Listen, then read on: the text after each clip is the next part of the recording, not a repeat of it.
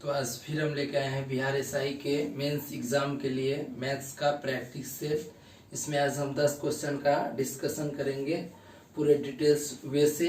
अगर आपको इस क्वेश्चन का पीडीएफ चाहिए तो हमारे टेलीग्राम पे उपलब्ध है, इसका लिंक डिस्क्रिप्शन में दे दिया गया है, वहां से जाके आप इसका पीडीएफ ले सकते हैं।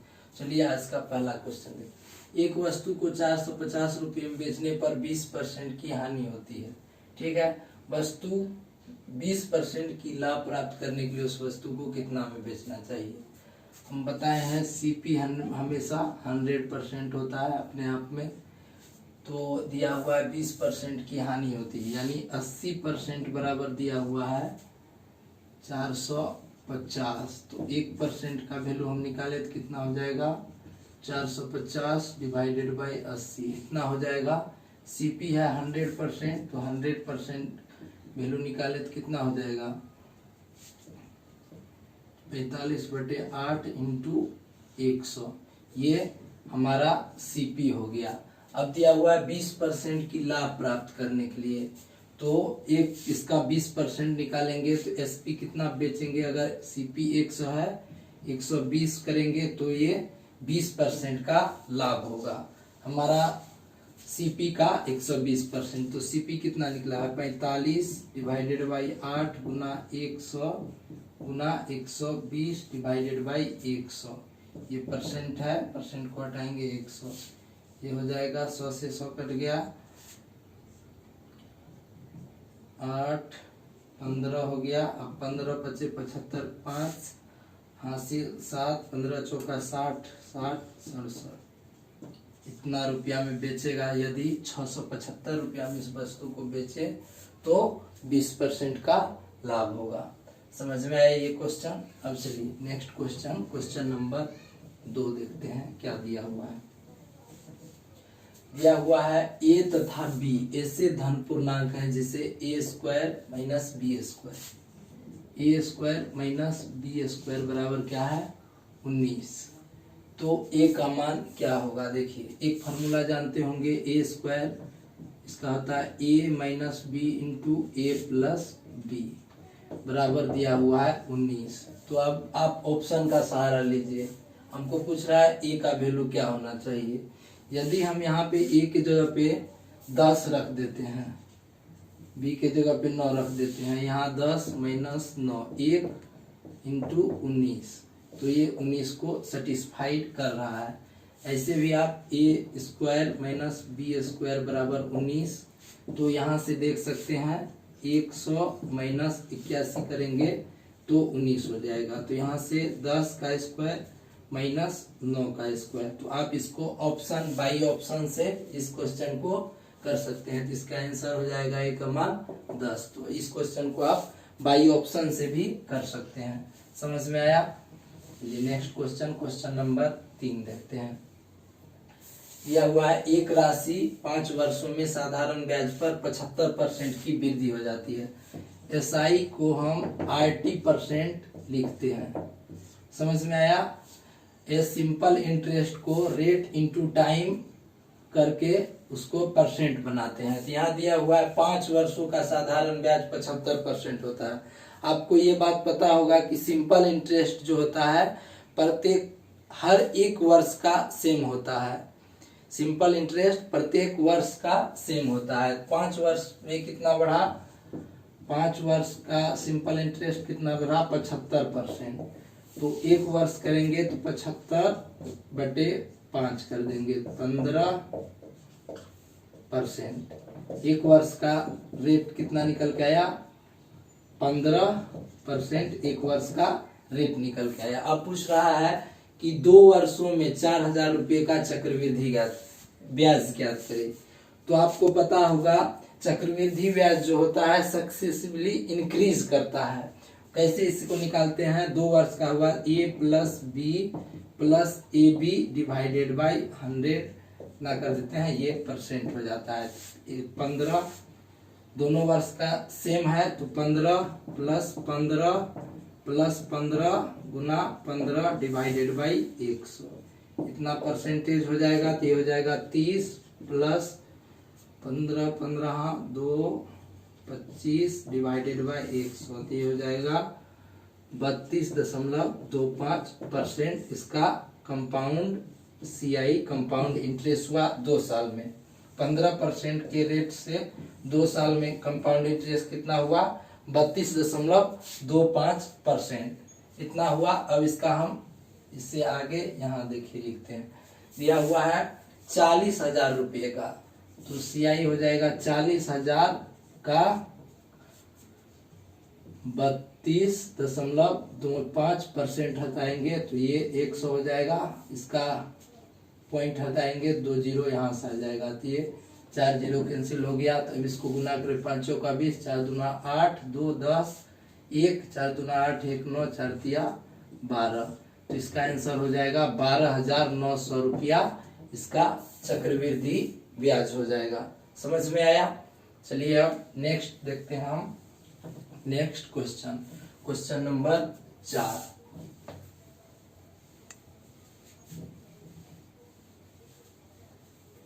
क्वेश्चन नंबर 4 दिया हुआ है, किसी वृत्त के अंतर्गत खींचे गए एक समबाहु त्रिभुज का क्षेत्रफल 4√3 cm² है। पाई के पदों में वृत्त का क्षेत्रफल ज्ञात करें। देखिए वृत्त के अंदर खींचा हुआ है, वृत्त के अंतर्गत खींचा हुआ है समबाहु त्रिभुज। इसका भुजा मान लेते हैं A।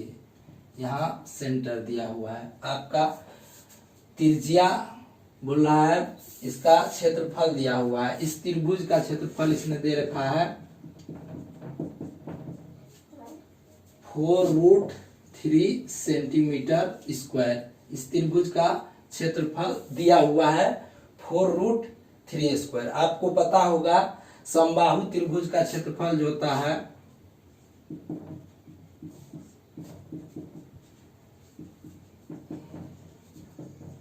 क्षेत्रफल होता है √3 डिवाइडेड बाई 4a²। ये यहाँ क्या है?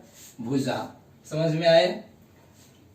तो देखिए इससे आगे त्रिभुज का क्षेत्रफल दिया हुआ है, तो इसको कर देंगे 4√3 बराबर √3/4 a²। √3 से √3 कैंसिल हो गया, तो a बराबर निकालेंगे तो 4 होगा।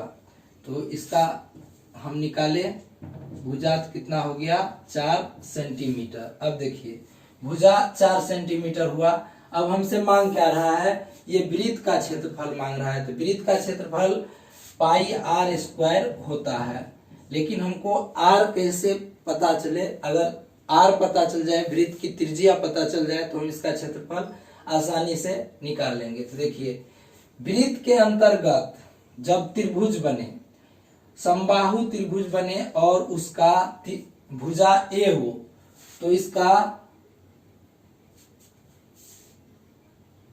वृत्त के अंतर्गत खींचे गए, तो देखिए तो इसका इस केस में बाह्य त्रिज्या बनता है ये r, बाह्य त्रिज्या बनता है। तो बाह्य त्रिज्या का जो होता है फार्मूला जो होता है a डिवाइडेड बाई √3 होता है। बाह्य त्रिज्या का जो होता है a डिवाइडेड बाई √3 होता है। इसी तरीका से एक आपको बनता है अंतः त्रिज्या। जब त्रिभुज बाहर हो और वृत्त अंदर हो, तो इस केस में जो त्रिज्या बनता है छोटा r जो त्रिज्या बनता है, इसका फार्मूला होता है a/2 इंटू √3। ये होता है अंतः त्रिज्या, ये अंतः त्रिज्या होता है, और इस केस में बाह्य त्रिज्या बनता है। क्वेश्चन में दिया गया था वृत्त के अंतर्गत, तो हम वृत्त के अंतर्गत त्रिभुज बने। त्रिज्या ये निकाले अभी 4, तो ये हो जाएगा 4/√3। तो हमको पाई के पद में वृत्त का क्षेत्रफल निकालना है। वृत्त का क्षेत्रफल πr² होता है, तो r हो गया 16/3 गुना पाई। तो इसको लिख सकते हैं 5.1/3 पाई। 5 या 15 1 16 सेंटीमीटर²। यही हमारा इसका इस प्रश्न का आंसर हो गया। इसमें बस एक कॉन्सेप्ट था कि हमको बाह्य त्रिज्या वृत्त का निकालना था। इसके लिए एक सिंपल सा फॉर्मूला था। बाह्य त्रिज्या निकालने के लिए हम पहले त्रिभुज का जो है भुजा निकाल लेंगे, साइड त्रिभुज का निकाल के, और उसके बाद साइड डिवाइडेड बाय √3 कर देंगे तो बाह्य त्रिज्या निकल जाएगा। और अगर क्वेश्चन में हमारे पास अंतः त्रिज्या दिया हो तो उसका फॉर्मूला हो जाता है a डिवाइडेड बाई 2√3। समझ में आया? तो यहाँ तक आपको समझ में आया होगा। अब देखते हैं क्वेश्चन नंबर 5। प्रश्न संख्या 5 क्या दिया हुआ है। ये जो प्रश्न कराए ये आपको एडवांस मैथ में पढ़ना होता है। त्रिभुज वाले चैप्टर में आपको बताया जाएगा कि इसके पीछे का कॉन्सेप्ट क्या है, और हम यहाँ आपको बताए सिर्फ इसका फॉर्मूला बताए। इसके पीछे का कॉन्सेप्ट क्या है आपको एडवांस मैथ में बता दिया जाएगा। देखिए, यदि क्या दिया हुआ है x plus 2/x equal to 1, तो x square plus x plus 2 divided by x square into 1 minus x का मान रहा है कि इसका वैल्यू कितना होगा। तो देखिए, इसको हम एलसीएम लेके करेंगे तो x स्क्वायर प्लस 2 बराबर x, इसको सॉल्व करेंगे तो ये आएगा। एलसीएम लेके सॉल्व करेंगे ये आएगा। अब देखिए, यहाँ इसको ऐसे लिख सकते हैं x square plus 2 plus x, ऐसे लिख सकते हैं। देखिए, x स्क्वायर प्लस 2 बराबर क्या दिया हुआ है x divided by x square into 1 minus x। तो इसके जगह पे हम x रख सकते हैं सिंपल। देखिए, x plus x divided by x square into 1 minus x। तो यहाँ से देखिए 2x divided by x square 1 minus x, x से स्क्वायर इसका गया तो ये आ गया। देखिए, अब यहां से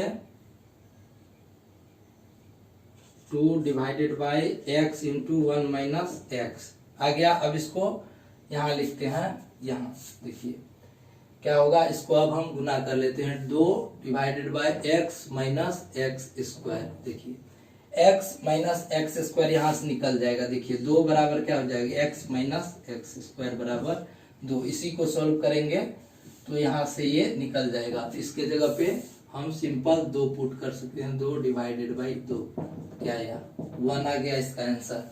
समझ में आया? ये बहुत सिंपल सा क्वेश्चन था, आपको समझ में आया होगा। चलिए अब नेक्स्ट क्वेश्चन हम देखते हैं।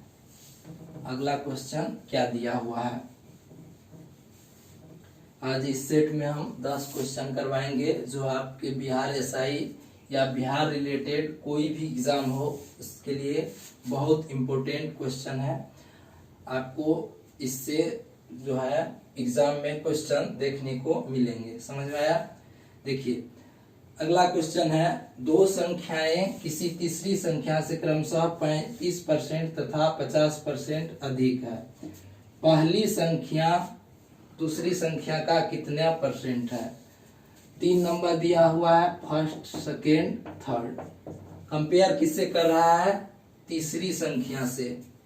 तो हम तीसरी संख्या को परसेंट में दिया हुआ है 100 मान लेते हैं।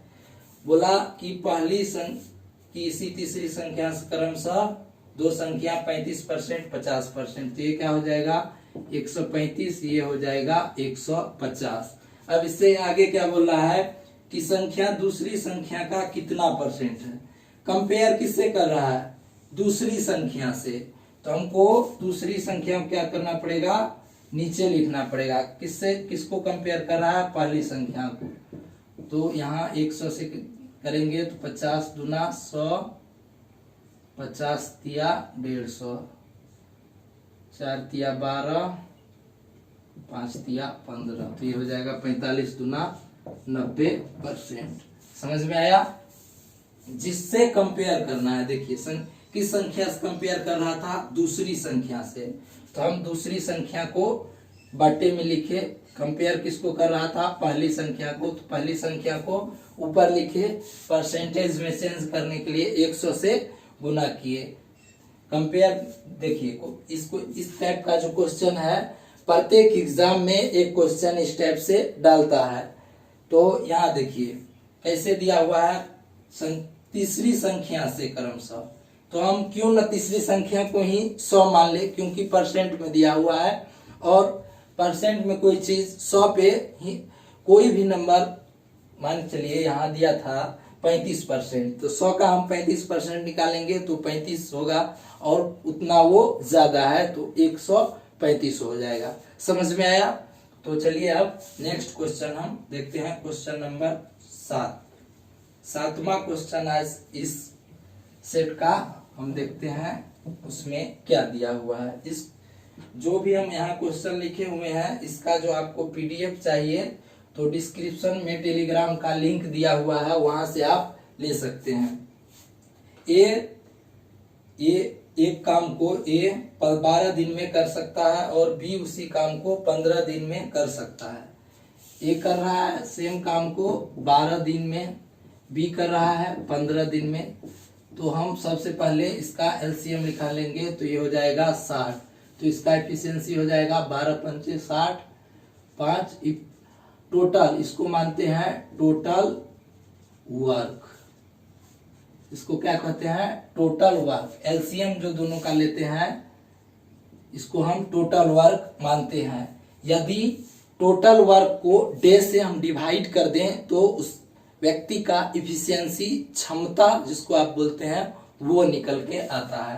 तो इसका बी का क्या हो जाएगा 4, तो दोनों यदि मिल के काम करें तो क्षमता कितना हो जाएगा 5 + 4 9 हो जाएगा। इसके बाद इसने बोला दोनों साथ मिलकर 9 दिन तक काम करते हैं, तो 9 दिन तक काम करेंगे तो एक दिन में कितना कर रहे हैं क्षमता 9 यूनिट, तो 5 दिन में कितना करेंगे 45, तो 45 काम इस दोनों ने 5 दिन में कर डाला। टोटल काम कितना था 60 में से 45 काम कर डाला, बचा कितना 15 वर्क हमारा काम बच गया, 15 वर्क काम बच गया। उसके बाद बोल रहा है और फिर बी काम छोड़ देता है। बी क्या किया, काम को छोड़ के चला गया। ए द्वारा शेष काम पूरा करने में कितना दिन लगा, तो ए को शेष काम पूरा करने में कितना दिन लगेगा, कितना काम बच रहा है 15, ए का क्षमता कितना है 5, तो हम 5 से डिवाइड कर देंगे तो डे निकल जाएगा 3 दिन। तो ए जो है शेष काम जो बच जाएगा उसको कितना दिन में करेगा, वो 3 दिन में। समझ में आया? तो आपके बिहार एसआई का जो मेन एग्जाम होगा उसमें टाइम एंड वर्क और वेजेस से एक क्वेश्चन अनिवार्य रूप से रहेगा, इस बात का आप ध्यान रखें। तो ये कॉन्सेप्ट बताए, ये सबसे आसान जो कॉन्सेप्ट है वो बताए। आपको फॉर्मूला यहाँ रटना नहीं है, बस कॉन्सेप्ट से देखते जाना है और बनाते जाना है। समझ में आया? अब देखिए क्वेश्चन नंबर 8 हम देखते हैं, उसके बाद 2 क्वेश्चन और तब ये सेट कंप्लीट होगा। इससे अगला सेट हम इसके जो नेक्स्ट वीडियो अपलोड करेंगे वहां लेके आएंगे। देखिए दिया हुआ है यदि A/B बराबर B/C हो तो A का पावर 4 अनुपात B का पावर 4 का मान ज्ञात करें। यानी कि A/B, A अनुपात B हो गया बराबर है B अनुपात C दिया है, तो मांग रहा है A का पावर 4 बराबर B का पावर 4 का अनुपात मांग रहा है। इसको सिंपली हम क्रॉस मल्टीप्लीकेशन कर देंगे तो क्या हो जाएगा B² बराबर AC हो जाएगा। इसको किए, एक कंडीशन को किए, अगला कंडीशन देखिए A का पावर 4 डिवाइडेड बाय B का पावर 4। यहां से हम B का जो है A का पावर 4 और देखिए इसका क्या करेंगे, स्क्वायर है तो इसको ऐसे लिख सकते हैं B का स्क्वायर इंटू स्क्वायर, ऐसे लिख सकते हैं। देखिए A का पावर 4 डिवाइडेड बाय B का स्क्वायर क्या है AC, इसका भी स्क्वायर, तो ये हो जाएगा A का पावर 4 A² C²। तो यहां से देखिए एक स्क्वायर से ये 2 पावर कट जाएगा तो हो जाएगा a बाई सी स्क्वायर। समझ में आया? तो इसका रेशियो कितना निकल के आएगा, a/c स्क्वायर। समझ में आया? तो यहाँ देखिए, यहाँ स्क्वायर हो जाएगा तो इसका हो जाएगा a²/c स्क्वायर। देखिए करना कुछ नहीं था, बस हमको दिया था a/b बराबर b/c, तो a का पावर 4 अनुपात b का पावर 4 किसके बराबर होगा। तो देखिए क्या किए, a/b दिया हुआ था b/c, तो b² बराबर ac। इस कंडीशन से हम ये निकाल लिए। उसके बाद इसको किए तो देखिए यहाँ से निकाल लिए। b को हम क्या लिख सकते हैं, इसको इस टर्म में लाने के लिए इस पावर को हम इस तरीका से लिख सकते हैं, ये दोनों 4 पावर हो जाएगा। इसके बाद हम b² का वैल्यू रख दिए ac। इसके बाद देखिए a से पावर डिवाइडेड में है और बेस सेम है तो पावर क्या होगा, घट जाएगा, तो यहाँ स्क्वायर बचेगा c²। तो इसका आंसर हो जाएगा a²/c²। और हम 2 क्वेश्चन देखते हैं। तो नेक्स्ट क्वेश्चन हम देखते हैं। अगला क्वेश्चन देखिए, किसी घन के आयतन का उस गोले के आयतन से जो उस घन में ठीक आएगा का आयतन का अनुपात ज्ञात करें। एक घन दिया हुआ है, आपको पता होगा इससे घन बनता है, 3D पिक्चर होता है गोला और घन भी। इसमें एक गोला रखा हुआ है, इसको ऐसे समझिए, इसमें एक गोला रखा हुआ है, इसका घन का जो साइड है उसको a मान लिए, तो गोले का जो इसमें फिट होगा इसका त्रिज्या क्या होगा, a/2 हो जाएगा, होगा। तो घन का आयतन क्या होता है, a³ निकालना कितना है, गोले का आयतन। गोले का आयतन क्या होता है 4/3 पाई r³। r के जगह पे क्या होगा a/a³/8। 8 क्यों होगा, देखिए a/2 को क्यूब करेंगे तो a का क्यूब हो जाएगा, 2 का क्यूब 8 होता है, 4 दूना 8, a³ कट गया तो 3 दूना 6, 6 इधर करेंगे 6:पाई, इसका रेशियो निकल के आ जाएगा, ये होगा।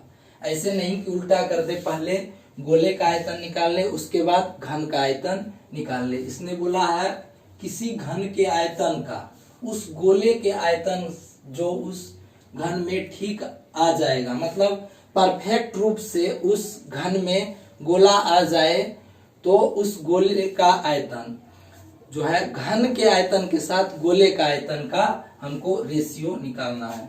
तो आपको पता होगा घन का आयतन जो होता है ये a³ होता है और गोला का आयतन जो होता है ये सब 3D पिक्चर होते हैं। तो 4/3 पाई r³ ये होता है गोला का आयतन। तो घन का आयतन और गोला का आयतन, यदि गोला घन में जस्ट फिट बैठ जाए तो उसका त्रिज्या क्या होगा, जिस घन में वो बैठेगा उसके साइड के का जो आधा कर देंगे वही उसका त्रिज्या हो जाएगा। समझ में आया? तो चलिए नेक्स्ट क्वेश्चन हम देखते हैं। इस सेट का आखिरी क्वेश्चन, क्वेश्चन नंबर 10 हम देखते हैं क्या दिया हुआ है। दिया हुआ है x बराबर दिया हुआ है 3 + √8। तो निकालना कितना है, x² डिवाइडेड बाई 1/x²। तो x तो मेरे पास है, हमको निकालना क्या है 1/x। तो 1/x निकालने के लिए इसी को क्या कर देंगे 3 + √8। अब इसको क्या करेंगे, इसके कंजुगेट से हर का प्रमेयीकरण रेशनलाइजेशन कर देंगे। तो इसी के कंजुगेट से ऊपर नीचे मल्टीप्लाई कर देते हैं। तो ये तो 3 × 9, यहाँ a² a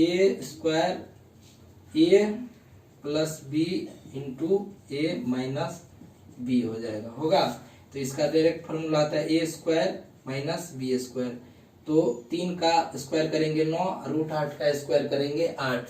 तो नीचे में 1 बनेगा, ऊपर में डायरेक्ट 3 - √8 बनेगा। अब देखिए हमको निकालना क्या है, x² + 1/x का स्क्वायर का वैल्यू निकालना है। तो इसके लिए हम क्या करेंगे, एक्स प्लस 1/x का क्या करेंगे, डायरेक्ट स्क्वायर करेंगे तब ना होगा ये।